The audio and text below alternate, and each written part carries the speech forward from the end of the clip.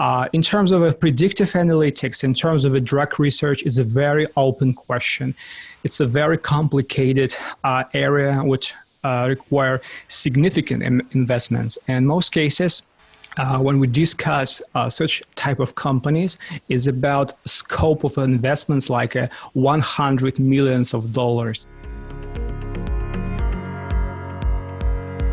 Hello world, this is BetterTech, a podcast where we chat with some of the most successful leaders about the latest industry developments. So join us as we explore the world reliant on tech. This episode is brought to you by Techcell, a leading software development company. Check them out at techcell.com. Today we have with us Yonah Welker, tech influencer in AI and member of the World Economic Forum's Expert Network. So Yonah, in light of current events, how is AI aiding the fight against COVID-19 and how can it help us predict the next coronavirus outbreak? Yes, thank you so much.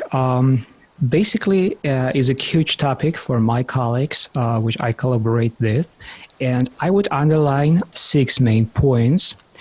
First thing, I believe is the main point there we actually failed, because maybe you know that Bill Gates talked about pandemic issues and that we're not ready and that our technology is not ready in terms of a accurate prediction in 2015. Yeah, I saw that video, yeah.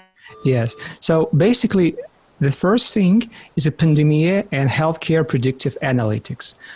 Currently, we have several companies in this field.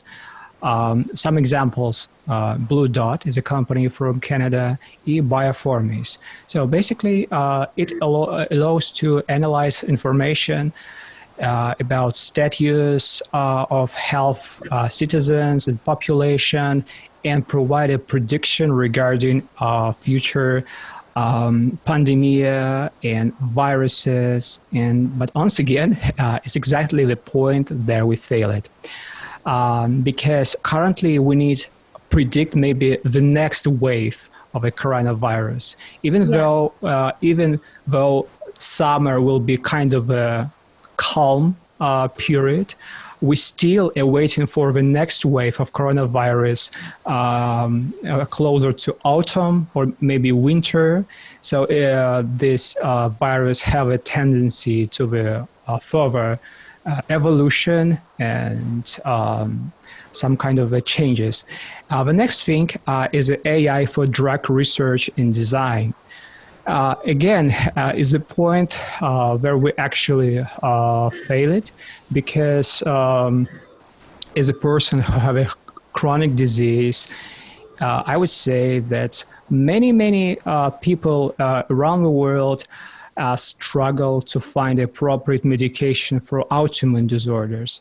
And I even don't mention the cases with viruses in pandemic. We simply didn't have appropriate vaccines to the period when it's happened. So companies like Atomwise, for instance, working on using AI to make it better, more efficient, and using AI to predict different combination on viruses evolution in the next wave as well.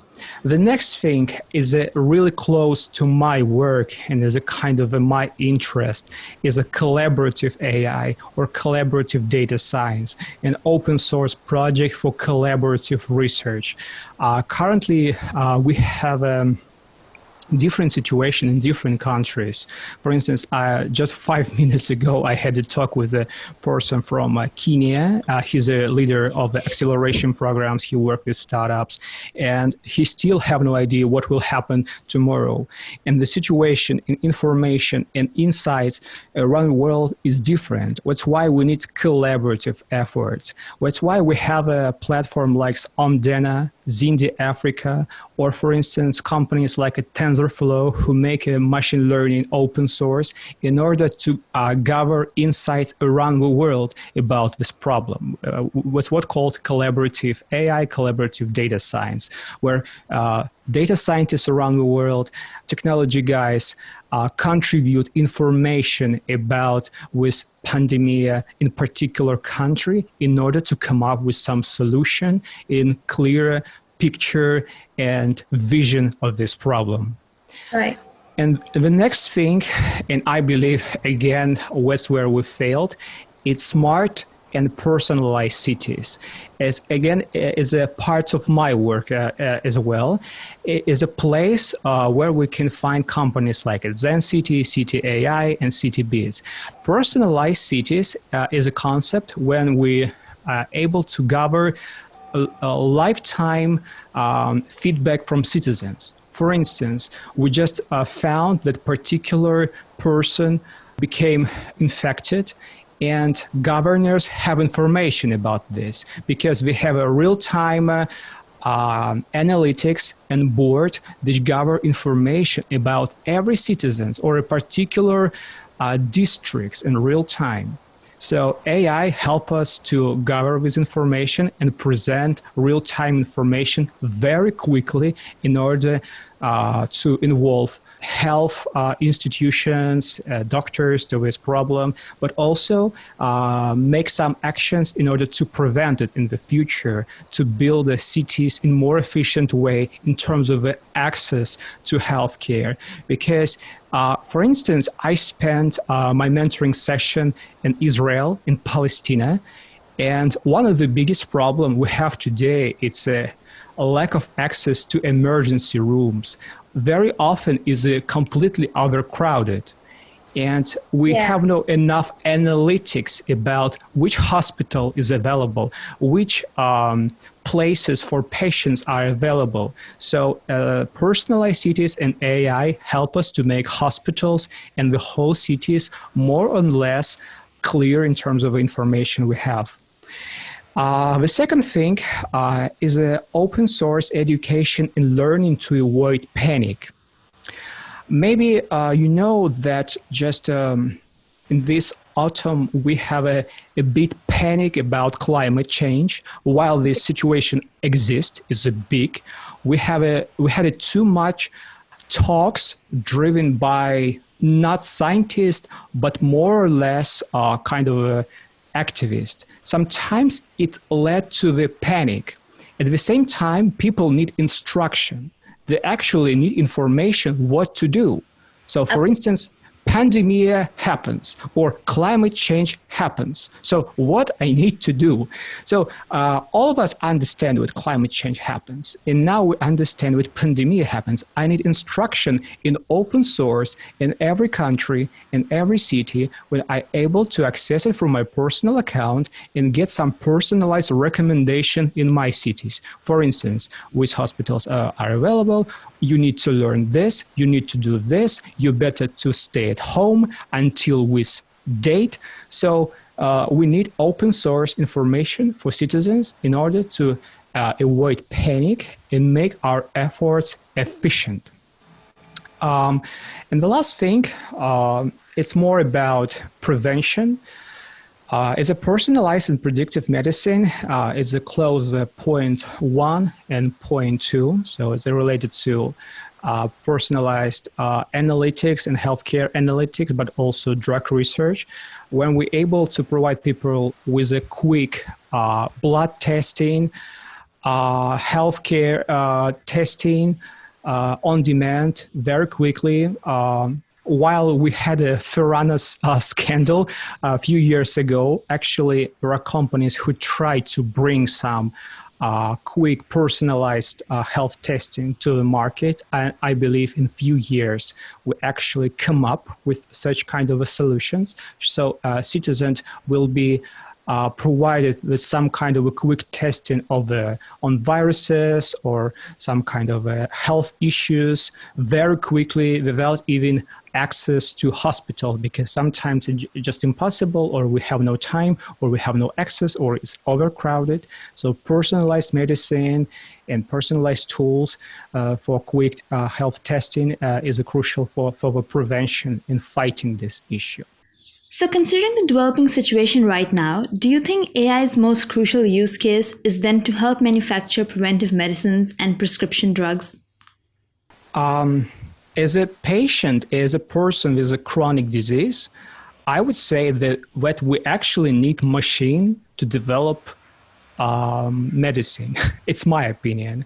Because, for instance, I personally use medication from 1960s because since this period, companies didn't produce anything better.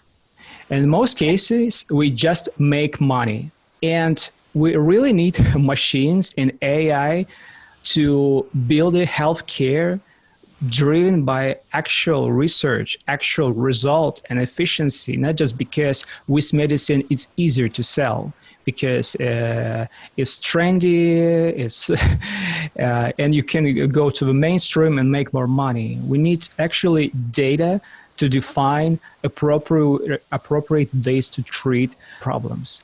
I'm not an expert in medicine, but as a patient, it's my perspective because I collaborate and I talk with different communities, a different association related to particular chronic disease, and they actually believe in technology, and they actually not really happy with what we call human approach, but in a bad way, because it's really far from actual data-driven approach, and it's not really close to patient needs. And I believe that coronavirus is a similar case.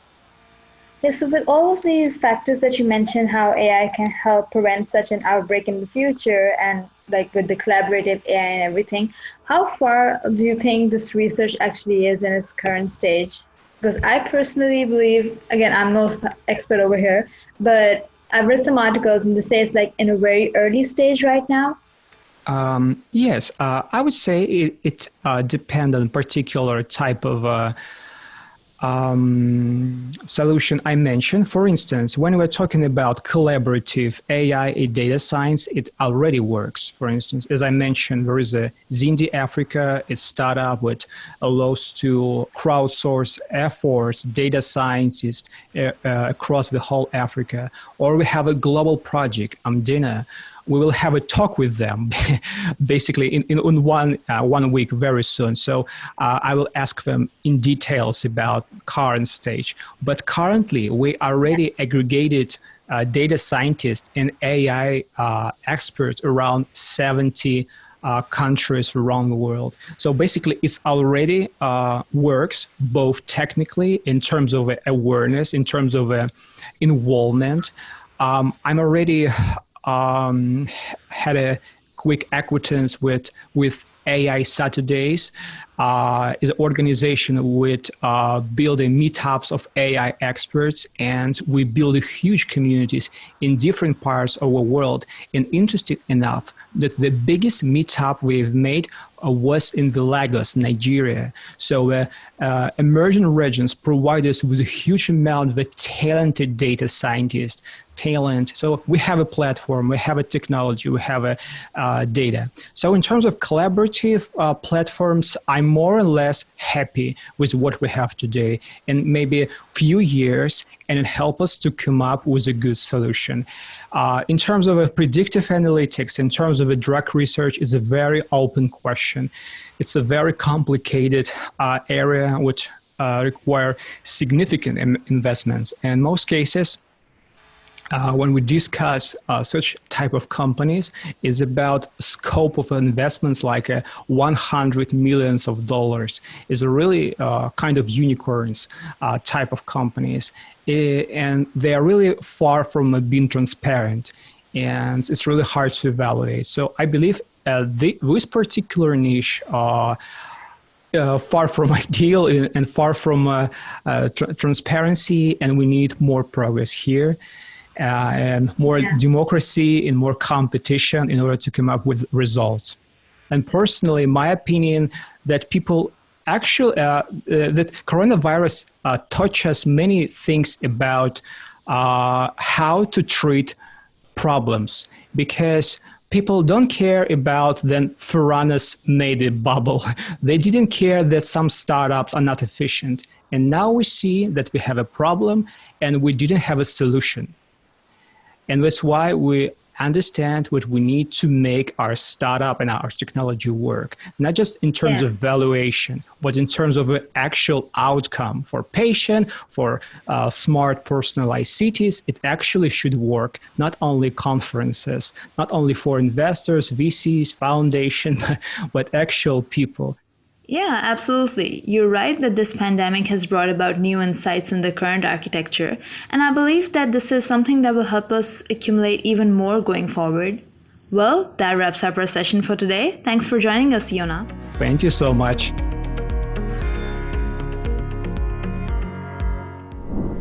Thanks for listening to this episode by BetterTech. If you enjoyed this podcast, give it a thumbs up and don't forget to share it across your favorite social networking platform. We look forward to bringing you the latest industry news in our next episode. In the meantime, take a look at our other episodes and hit subscribe with the links in the description box below so that you don't miss out on the latest in tech.